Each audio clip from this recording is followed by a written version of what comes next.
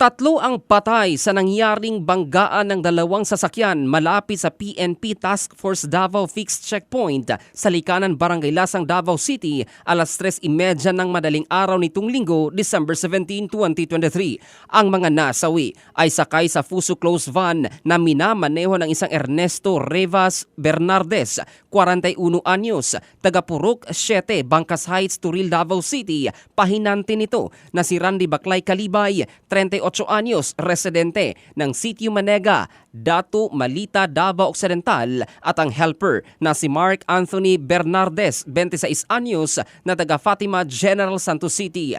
Ang nakabanggaan ay ang prime mover truck na minamaneho naman ng isang Ireneo Espantalyon Guillalon, 50 anyos, ng Purok 9, Jusil, New Visayas, Panabo City.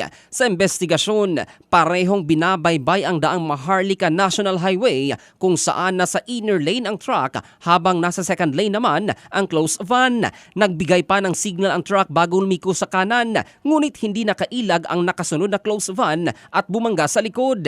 Sa lakas ng impact, nagtamo ng malubhang mga sugat ang mga biktima at sinubukan pang iligtas ng mga rumespondeng kasapi ng Central 911 paramedics.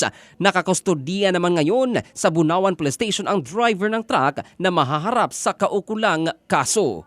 Ang balitang ito ay hatid ng Drive Max Adult Herbal Capsule para sa lalaking laging umaangat. Ito si Jofel Candado in the heart of changing lives ng Brigada News Philippines, the Music and News Authority.